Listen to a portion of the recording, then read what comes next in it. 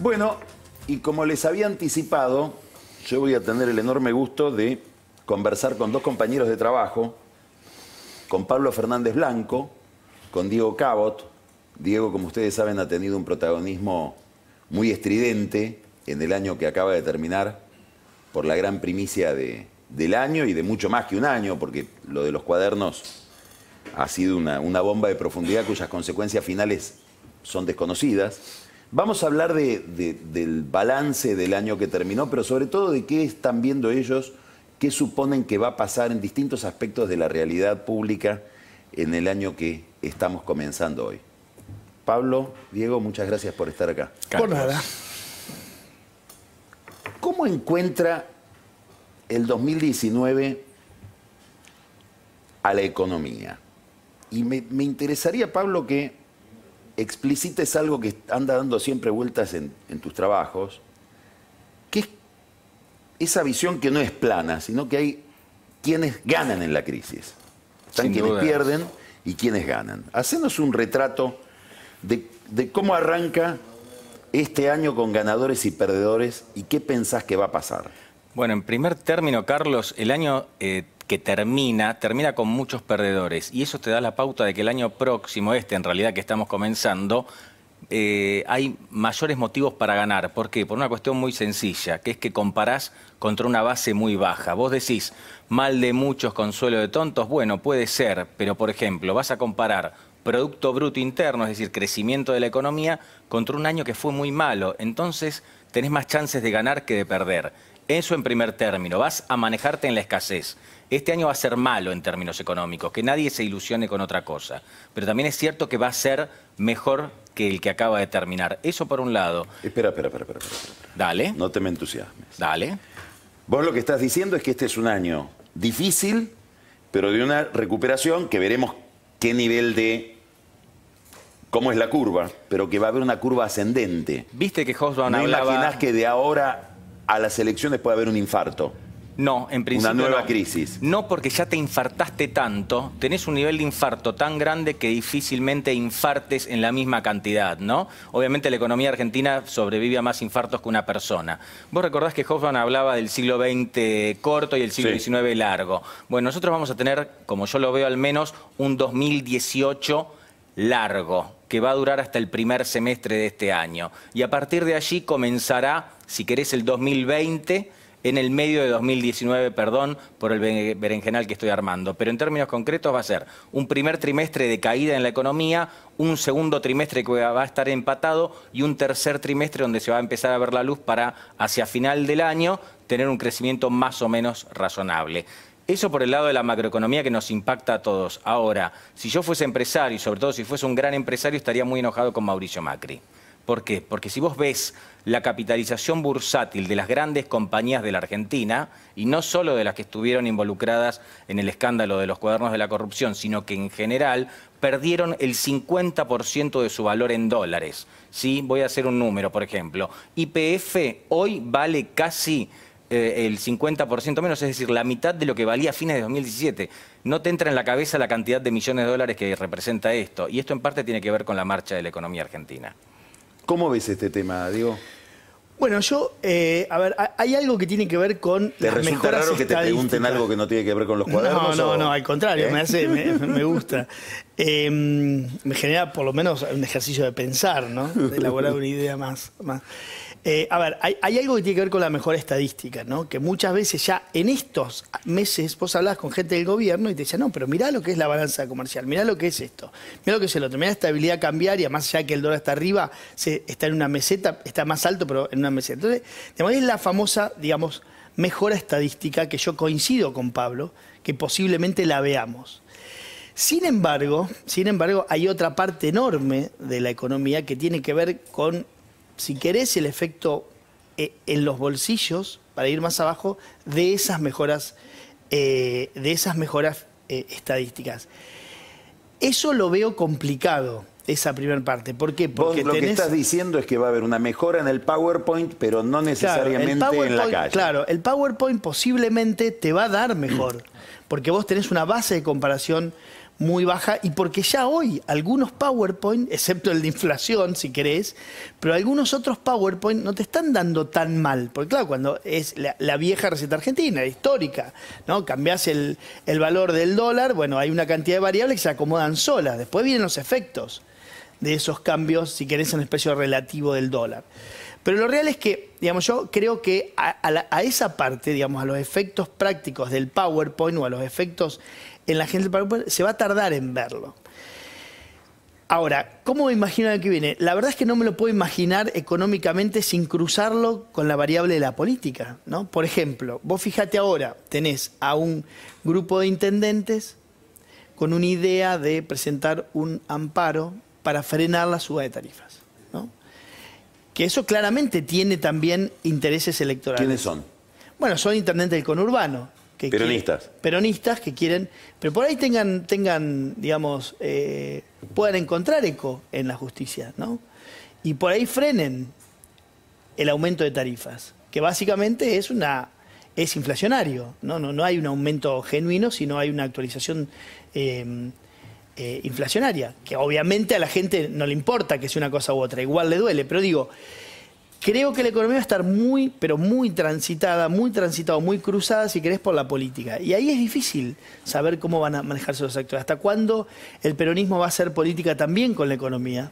¿Hasta cuándo la campaña va a ser también, digamos, va a tener una parte de la campaña electoral, va a tener que ver con incluso hacer mala propaganda de la Argentina en el exterior, o por ahí hablar mal de algunos indicadores que irremediablemente van a mejorar porque la base es muy mala, la base de comparación? Entonces digo, me parece que va a ser un año donde la política va a tener mucho que decir, ¿no? O sea, empezamos un año, mirá, yo no tengo exactamente la estadística, pero sí la tengo más o menos del transporte, pero es uno de los pocos años electorales donde arranca con un aumento del transporte. Todos los años electorales el transporte no aumentó. Después, claro, encontrás el subsidio que te crece en términos porcentuales, ¿no? Pero lo real es que empezamos un año distinto, donde la política tiene mucho que ver. Dicen que cuando lo vas a ver a Macri y le planteas alguna objeción política de conveniencia electoral de las medidas que está tomando, te dice, mira, esto es la ley de gravedad. No se puede hacer otra cosa.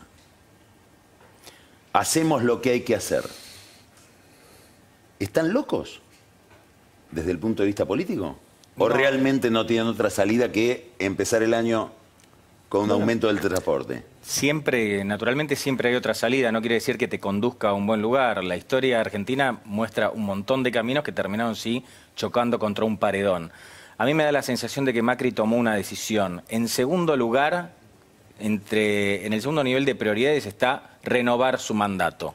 En el primer nivel de prioridades, y creo que es una decisión que tomó entre abril, mayo y junio de este año, del año que acaba de terminar, es que no se lo lleve puesto una crisis cambiaria, cosa que bien puede ocurrir como muestra la historia argentina. Entonces, para que no te lleve puesto una crisis cambiaria, tiene que ajustar el frente fiscal. Por eso está haciendo todas estas cosas que nos parecen locas y pueden resultar locas en términos electorales, digo, en términos de necesidad de votos, sin dudas.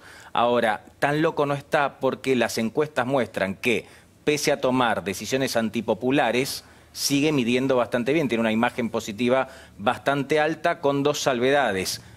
A nivel de la percepción, la cosa va a ir mejor por esto que hablábamos recién estadísticamente. Eso no quiere decir que sea bueno, pero sí que va a haber una mejora. Y en segundo lugar, Cristina Kirchner todavía no empezó a hablar. Da la sensación de que el gobierno descuenta que Cristina Kirchner en algún momento va a tener que empezar a hablar y eso le va a sumar puntos al oficialismo antes que a la oposición. O sea, hay un tema que es inédito, ¿no? Que es decir, llegar a déficit cero en la Argentina es inédito, ¿no? Y llegar a un año electoral aún más. Entonces, yo creo que Macri va a estar todo el año tironeado por el ala política y por el ala económica, dentro de su propio equipo de trabajo. Y habrá que ver quién gana. Esa es una pelea que Vos yo decís no que la él se conozco. está proponiendo dos objetivos inalcanzables, por lo menos para una fuerza no peronista. Bueno, una es llegar al déficit cero y la otra es terminar el mandato. No, ser reelecto, digamos, Ya es mucho ganar más. la elección, claro. Ganar la elección, o sea, ir al déficit cero en un año electoral, que obviamente déficit cero en Argentina implica ajuste, claramente, ¿no? O sea, por dónde recorto el gasto. y no lo voy a hacer achicando el Estado. Te quiero hacer una pregunta respecto a lo electoral. Ahora sí te llevo a los cuadernos. ¿Estalló todo eso, que es, digamos, no hay escala para medirlo, por lo inédito, por las mil razones que sabemos que le dan una peculiaridad al escándalo de los cuadernos de Centeno? Pero la imagen de Cristina sigue sin moverse. Sí, yo creo que ¿Cuál sí. es la relación de la sociedad argentina con ese tipo de fenómenos? Bueno, ahí quizás habría ahí una pregunta que es la relación de la Argentina, de una parte de Argentina con la verdad, ¿no? A ver. Bueno, me parece que hay una gran porción de la Argentina que no sé si está tan dispuesta a conocer todas las verdades, ¿no? Incluso mismo gente que lo sigue al gobierno. Prefieren, o preferimos, si querés, para no hablar, digamos, siempre en tercera persona estos fenómenos, digamos, la sociedad argentina por alguna razón prefiere, digamos, en muchos momentos de su historia, una suerte de anestesia con la verdad. Entonces, lo que vos tenés ahora es que estos cuadernos, como vos decís, bueno, mostraron una cantidad de hechos corroborados por los propios actores, no por nosotros los periodistas. O sea, nosotros fuimos a decirle a Bonadío tal o cual cosa, fueron los propios actores. Sin embargo, igualmente no hace mella, ni en unos ni en otros, ¿no? Entonces digo, bueno, ¿qué sucede? Bueno, hay una parte de la sociedad que prefiere no toparse con la verdad. Por ahí a nosotros nos pasa en nuestra vida, ¿no?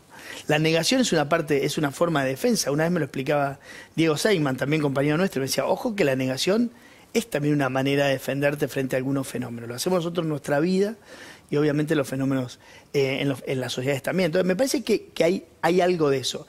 Y por otra parte, el núcleo de Cristina ya lo sabemos, que es muy duro, lo fue siempre, es un núcleo muy duro que ni esto, creo yo, ni nada los va a mover de ese núcleo. Y a su vez tenés después la inercia de los populismos, que no terminan. Los populismos, vos fijate que en general en América Latina, vos sos más estudioso yo de estos fenómenos, pero no terminan de un día para otro. Los populismos se mantienen. Si mañana hubiese elecciones libres y transparentes en Venezuela y el gobierno actual, o sea, el oficialismo actual, tuviese una propuesta electoral, posiblemente tenga una buena cantidad de votos, ¿no? Entonces, bueno, es una conjunción de todo este tipo de cosas. La necesidad nuestra, si querés, o la función nuestra como periodista es mostrar los hechos. Yo no soy predicador político, digamos, no soy un evangelizador para que la gente crea lo que yo hago o dejo de hacer. Yo trato de mostrar hechos, ¿no? En mi caso. ¿Qué pensás de ese tema, Pablo?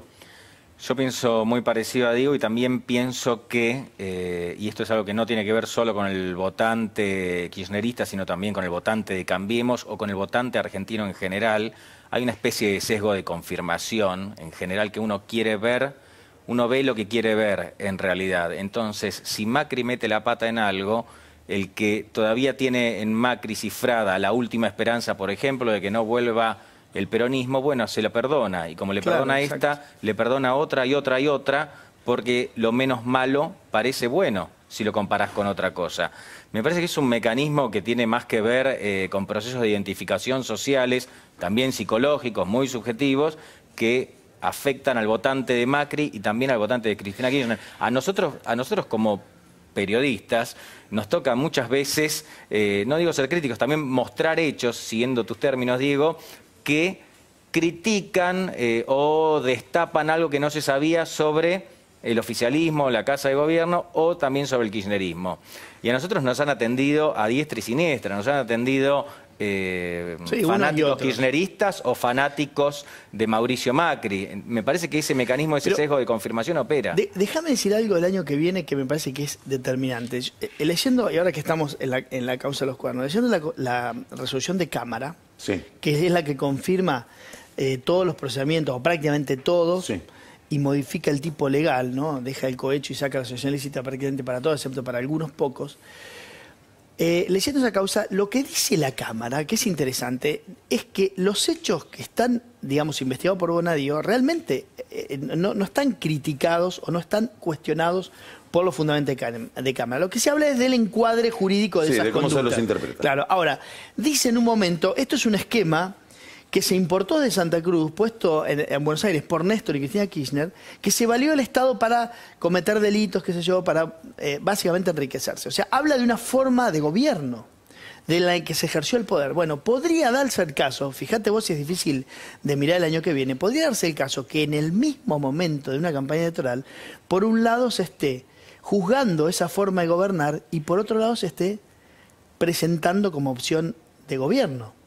Es lo que va a pasar probablemente. Es posible, digo. Sobre todo si Cristina es candidata. O sea, por eso, si Cristina es candidata, podés convivir con un juicio oral donde se va a estar cuestionando ya no un caso de corrupción, porque eso es lo interesante. No se está juzgando un caso de corrupción aislado, se está juzgando una manera de gobernar, según lo que dice el fallo, obviamente el de Bonadío, pero también la confirmación de Cámara, que se valió del Estado para hacer negocios. Y ese mismo esquema prácticamente va a ser con las mismas caras, porque no veo demasiada renovación dentro del kirchnerismo, se va a estar plebiscitando, si querés, en una campaña electoral para tomar el gobierno el 10 de diciembre, ¿no? O sea, podría darse ese caso. Por lo tanto, para mí es muy difícil prever por dónde va a andar el año que viene el discurso y las, digamos, si querés, las simpatías políticas, ¿no? Cuando vos analizás todo lo que se ha informado alrededor de los cuadernos, toda la información que surgió de ahí, y es una pregunta que le hago a ambos, ¿en qué te confirma y en qué te corrige la imagen previa que tenías del fenómeno corrupción en la Argentina y en la experiencia kirchnerista? Voy a decir algo, pese a que Diego esté acá adelante, en realidad no me sorprende en absoluto. Nos trae los datos de lo que sospechábamos quienes trabajamos en esto desde hacía muchísimo tiempo. Lo que ocurrió con los cuadernos. Era la prueba que necesitábamos para confirmar lo que de alguna manera se había confirmado menos tajantemente o, en el peor de los casos, habíamos sospechado. Porque, es decir, Debido no era un personaje que se empezó a cuestionar con los cuadernos. Schiavi no lo era. Jaime, bueno, vos y Pancho han escrito un montón de eso. Todas esas cosas se sabían. Había una tragedia de 11, sabíamos cómo se manejaban los subsidios. Sabíamos cómo crecieron las empresas amigas del kirchnerismo. Lo que es absolutamente revelador es la carga de prueba gigantesca de los cuadernos, que a su vez, porque esto también creo que hay que decirlo, podría eventualmente haber quedado en la nada si, por ejemplo, no hubiese venido un ex jefe de gabinete a decir, sí, entraban bolsos, yo vi dólares. Es decir, no es solo el tema de los cuadernos, es un gran ovillo que se fue desandando de a poco. Esto trae un nivel de confirmación gigantesco y también creo que supera a lo que fue el kirchnerismo, porque en esto le voy a dar la derecha a Cristina Kirchner en un punto. El Club de la Obra Pública, por ejemplo, es obvio que no empezó con Cristina Kirchner. No nos vamos a remontar a los años 50 porque no tiene ningún sentido, no tenemos manera de probar nada. Pero esto muestra algo que venía desde antes y esperemos que no siga justamente a partir de esta revelación. Sí, pero esa explicación esconde una trampa. Y digo por qué. Porque ella tuvo las herramientas durante 12 años. No la justifico, por Dios. O sea, 8 de ella más 4 y medio de Néstor, para modificar un esquema que ella conocía y que según ella viene desde hace mucho tiempo. Y no solamente que no lo modificó, sino que lo confirmó, lo reafirmó y lo potenció, ¿no? El kirchnerismo. Sí, para mí la trampa es para ella, porque en el momento en que Cristina Kirchner dice que el Club de la Obra Pública no viene desde que está ella, bueno, ella tendría que haber hecho algo para desarmarlo. Te digo, digamos, vos tuviste las herramientas para ella. Hacerlo, ¿no? O sea, tú tuviste todas las herramientas para cambiar a todos los funcionarios, si querés, que estaban dentro de ese club o que eran parte de ese esquema. Sin embargo, no solamente que no los corrió, sino que los confirmó. Te hago la pregunta a vos también. Sí. Como decía Pablo, vos con Pancho Olivera escribieron libros sobre el tema corrupción, sí, obra pública, infraestructura, planificación, etcétera. ¿En qué te corrige lo que ya veías? ¿En qué te lo confirma? Y en tu caso me interesa algo particular, que es cuando te encontrás con un empresario que te negaba todo y que de golpe ahora aparece ahí confesando. ¿Qué pasa? ¿Cómo es ese diálogo? No sé si está clara la pregunta. Sí, perfecta. Mirá, en principio te contesto lo primero. Me interesa más el caso del empresario que el caso del funcionario, ¿no? Porque me sorprendió poco, pero sí me sorprendió quizás la generalización, ¿no? Uno podría, digamos, generalizar esto a casi todos los sectores que hacían negocios con el Estado, ya sea de obra pública, que son, si querés, contratos extraordinarios, como de provisión. La Argentina no controla prácticamente los contratos de provisión, pero yo no quiero saber lo que pasa en los lugares donde se compra todo el día cosas para que funcione el Estado, ¿no? Entonces, provisión, llamás a suministrarle cosas al Estado. Suministrar cosas al Estado, o sea, contratos que ser son proveedor del más Estado. continuos. Una obra pública, si querés, es extraordinario, porque vos ganás, está bien, es enorme en cuanto al monto, pero no es que tenés un contrato de obra pública por día. Tenés uno porque ganaste la super represa, bueno, construís eso, pero en algún punto es extraordinario. Pero vos pensás que todo el Estado funciona desde con combustible hasta lo que... papel, pasando la rema por de papel. Todo. Se sabe poco de eso. Se sabe poco. Entonces yo, digamos, lo que me sorprendió es la generalización en ese mundo que lo podría traspolar, te diría, a cualquier parte de compras del Estado que prácticamente no se audita en la Argentina, por lo menos por los medios. La segunda parte que tiene que ver con los empresarios y son experiencias fuertes las que me suceden. Primero porque... Contá. Bueno, por eso, experiencias fuertes porque con algunos tenés una relación que va más allá. Incluso yo los vi esos meses, que yo sabía lo que se les venía, o yo sabía, digamos, qué cosa estaba, si querés, cocinándose por detrás, o qué causa se estaba, digamos, tratando de probar en absoluto silencio. Yo los veía, interactuaba con ellos, y bueno, y hay una cuestión también humana de una persona a la que ves y que un día, por un trabajo tuyo, está bien, yo no hice nada, o sea, yo no jugaba a la escondida con ellos, jugaban ellos, yo dije piedra libre un día porque los vi, ¿no? Pero lo real es que, digamos, hay una cosa humana porque vos a esa persona le cambiaste la vida, irremediablemente. Una cosa humana quiere decir, a ver, esto es muy interesante lo que estás contando. ¿Cómo se siente el periodista cuando le arruina la vida a alguien? Por la información que da. A mí de un tipo no que me vos causa tratabas, placer. A mí no que me... probablemente no creías que era deshonesto. ¿O no hay el caso? Yo, no, sí, hay algunos. Bueno, como te digo, o sea, a mí no me causa placer que la gente vaya presa. Y menos aún por un trabajo que yo inicié en su momento. No es una cosa que me produce profundo placer, ni mucho menos. También es verdad de que yo no jugaba ¿viste? No estaba con ellos. O sea, yo tenía otro trabajo. Y mi trabajo era tratar de poner, digamos, un poco de luz en un lugar donde ellos se preocupaban porque haya sombra, pese a que nosotros sabíamos que ahí, digamos, había una cuestión compleja, rara. Entonces, digo... me pasaron cosas increíbles, como por ejemplo, algo de eso cuento en el libro, por ejemplo, con uno que me dice, bueno, vos no sabés lo que es ir preso. Y le digo, no sé, bueno, te voy a contar. Y me empezó a contar. Y entonces él me decía, yo era un valijero, ¿no? Yo era un valijero, no tenía responsabilidad y demás. Yo le digo, mirá, yo también fui duro en ese diálogo, pero le dije, mirá, la educación de tus hijas, la ropa de tu mujer, los viajes que hiciste con tu familia, lo que tenés puesto ahora, el auto en el que viniste, también son... digamos, es parte o es un pago por haber sido el valijero, ¿no? Pues si yo soy el valijero de mi jefe, cobro por eso. No es que yo soy un cadete que lleve un paquete, no. Soy un valijero, que es otra cosa, ¿no? Que es el precio o el pago por la confianza. Bueno, se conmovió, medio se largó a llorar en medio de un restaurante. Yo aflojé un poco con mi... Entonces él me empezó a contar lo que era ir, que él fue a declarar y que terminó preso a la 1 de la mañana, digamos, en una requisa, en un penal. Y me dice, pero vos no sabés lo que es volver. El día que volvés...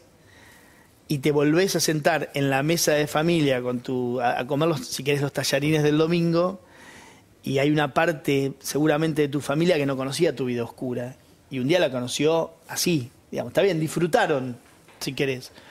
Entonces él me decía, bueno, es muy duro, y me contaba de todo su camino por psiquiatras y demás, y era otra persona. Yo vi otra persona a la que conocía, entonces a mí no me causa enorme placer.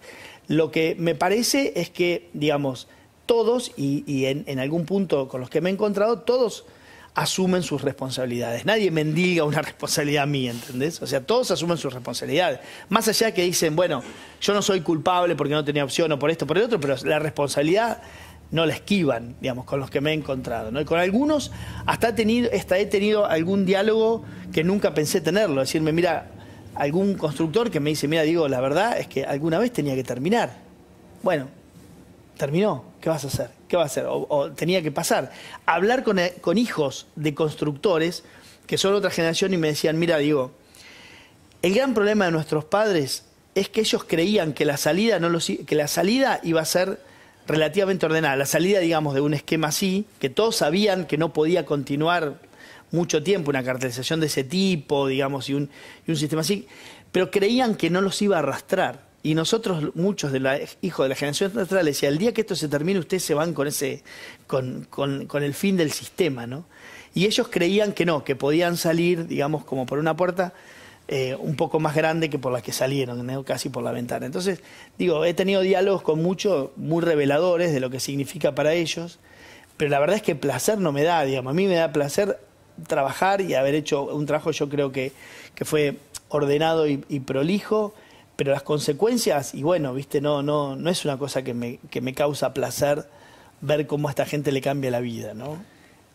Diego está muy metido dentro del tema, digamos, le cambió la vida a él seguramente todo esto. Vos desde un poco más lejos, pero desde la redacción de La Nación, ¿cómo ves el mundo empresarial, el mundo de la economía, la vida pública en general a partir de toda esta tormenta de corrupción y de investigación judicial? Primero que nada, la investigación de Diego nos dio muchísimo trabajo a los demás que como satélites estamos dando vueltas. No, si querés... que Dáseselo, a buen entendedor, no, bueno, nada Pablo, más quería exteriorizarlo si al momento, un Carlos. franco. Cada vez que Diego metía un gol venía y te decía, ¿me podés hacer el perfil de tal? ¿Me podés hacer, contame la historia de tal? Hecha esa salvedad, sí. Bueno, es un gran embrollo la vida empresaria argentina por distintos motivos. En primer término, Techin, la empresa, hay que decirlo, la empresa privada más grande del país, si alguien lo quiere referenciar esto para mal, puede hacerlo, también habría que hacerlo para bien, digo, es un gran empleador de la Argentina, no es lo mismo para la Argentina que esté Techin o que no esté Techin. Sí. Eso nos tiene que quedar claro, digo, más allá de la declaración voluntarista de primer momento. Y después de allí, bueno, un montón de otras compañías. Hay muchos, me ha tocado hablar con fuentes que se mostraban, mirá qué interesante, se mostraban sorprendidas por algunas revelaciones en el marco de los cuadernos. Digo, empresarios, ejecutivos que forman parte de estas empresas cuyos jefes fueron presos o se declararon como arrepentidos. Hablé con uno que estaba indignadísimo y yo le decía, pero escúchame, todos sabíamos que esto funcionaba así. Me dice, no, para mí no. A mí me hincha mucho con que yo sea prolijo, con que coimas no, con que tengamos cuidado con ciertas cosas. Y mi jefe gente que estaba dentro de la maquinaria e ignoraba lo que pasaba, claro, un escalón más arriba del tipo. Exactamente, no solo ignoraba, sino que sus jefes, que tenían una especie de doble moral, porque cuando había que poner una coima la ponían, o cuando tenían que pagar un peaje lo hacían, les pedían a sus empleados que de ninguna manera lo hicieran. No solo se los pedían, se los exigían. Eso generó mucho malestar en muchas compañías. Quizás lo asemejaría al caso. Una pregunta muy elemental. ¿Qué va a pasar con las coimas de acá en adelante? Yo creo que esto es una gran, enorme oportunidad para el empresariado argentino para bajar el costo argentino, claro, sobre todo el que está atado a la coima. Porque imagínate, supongamos, ¿no? Obviamente todo esto es ficción, que yo soy empresario, yo soy funcionario y vos sos empresario importante y yo te pido una coima. Vos tenés el mejor argumento para no pagarla jamás, que es, no, mira, después del caso de los cuadernos, ni loco hago esto. El problema es que tal vez en la coima no consigo la obra. Bueno, pero no soy tan competitivo. Mirá qué interesante, sí. Mirá qué interesante para mí. No, es interesante, pero a ver, yo ahora, déjame hacerte una pregunta, yo a vos, porque finalmente soy periodista. Sí. ¿Vos realmente crees que el empresario ha hecho una autocrítica fuerte como para plantarse frente a un próximo gobierno, por ejemplo, diciendo, no, mira, esto, las reglas cambiaron, ¿no es así? No creo eso, creo en otra cosa. ¿Qué crees? Creo que acá la gran novedad es que yo te pago una coima a vos y no sé si dentro de 15 años o 5 años no te vas a estar arrepintiendo delante de un juez y me mandás preso. Entonces bueno, no te la voy a pagar. Entonces no te la pago. No por un problema de virtud, sino por un problema de conveniencia, que bueno, es un gran motor. O sea, vos mirás un espejo de tus colegas y la imagen que te viene es peor que la tuya, que la actual, digamos. Te viene un tipo preso, si querés, ¿no? Claro, yo digo, y ni siquiera porque aparezca un centeno. No, porque... Acá la novedad es el arrepentido, que es un mono con navaja. Sí. El tipo que mañana está delante de un juez y dice, yo tengo que zafar, le voy a decir que hace 5 años el señor fulano de tal, eso yo creo que va a ser, eso produce un cambio. La persona actúa por sí, no, yo también creo, pero digo, lo que creo, yo también opino lo mismo, digamos, que efectivamente ahora todo el mundo se va a cuidar más, ¿no? Los pagadores y los receptores. Sí, claro. Ambos, ¿no? Yo creo que ahí hay un cambio. O sea, el gobierno, imagínate un funcionario de segundo rango que el año que viene puede no ser gobierno, anda a poner un gancho en el 2019, ¿no? En una obra pública, en un pago. Última pregunta, Diego. Respecto de las expectativas que vos tenías cuando todo esto comenzó y lo que ves ahora, ¿qué cosa te entusiasma y qué cosa te decepciona del comportamiento de la justicia respecto de toda esta investigación? Mira, yo la verdad que mis objetivos no eran demasiado ambiciosos, si querés desde lo judicial, ¿no? Porque vos no podés proyectar, o sea, yo no podía proyectar qué iba a pasar judicialmente, pero sí tenía quizás el objetivo más ambicioso que puede tener un periodista, que era que los hechos se corroboren. Y eso yo creo que prácticamente, salvo, digamos, la defensa red social, viste, que es esto, que es el otro, pero los hechos están expuestos de una manera casi, te diría, están desnudos arriba de la mesa, ¿no? Porque los mismos protagonistas los contaron. O sea, hay empresarios que dicen, yo iba y le pagaba debido en el silloncito al lado de los bonsái. Lo dice un empresario. Bueno, o sea, vos decís que como periodista... Yo como periodista, digamos, tal vez como ciudadano tenés otras expectativas, bueno, pero como periodista estás hecho. No, a ver, mis ambiciones respecto a lo periodístico era lo que sí necesito es que esto, digamos, que estos hechos sean corroborados. Ahora, ¿podés escindir la figura del periodista de un ciudadano? Y no. Entonces yo como ciudadano que quería exponer esto básicamente para que haya consecuencias.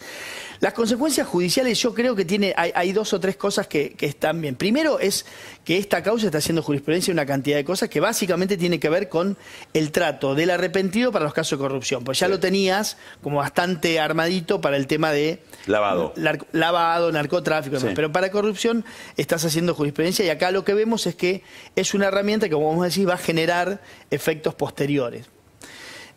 Por esto decís, es un mono con navaja que anda dando vueltas por ahí, ¿no? Un eventual arrepentido. Lo segundo, te diría que los tiempos, yo no puedo estar menos que satisfecho, porque la verdad que desde que se conoce hace 6 meses, más allá que viene laburando desde abril, la justicia pero en silencio, pero desde el 1 de agosto hasta ahora pasaron 6 meses o menos todavía y ya hay un camino muy fuerte recorrido. Y lo tercero que te digo es que me parece que en cuanto a la dinámica judicial, me parece que es una causa relativamente desprolija por la cantidad de aristas que va abriendo y me parece que ahí la alzada, si querés, los tribunales de arriba debieran ser un poquito más ordenadores de una causa que se puede ramificar por todos lados y que en la ramificación puede perder efectividad. Pablo, Diego, que empecemos un buen año. Esperemos. Esperemos que sí. Esperemos que sea interesante. Seguramente. Vos no sé si vas a tener un año más interesante que el anterior, pero a lo mejor sí. ¿Quién te dice? ¿Quién te dice? ¿Por qué no? Muchas gracias. No, por nada. Y a ustedes, seguimos con Odisea dentro de un tiempo después del verano. Muchas gracias y feliz año.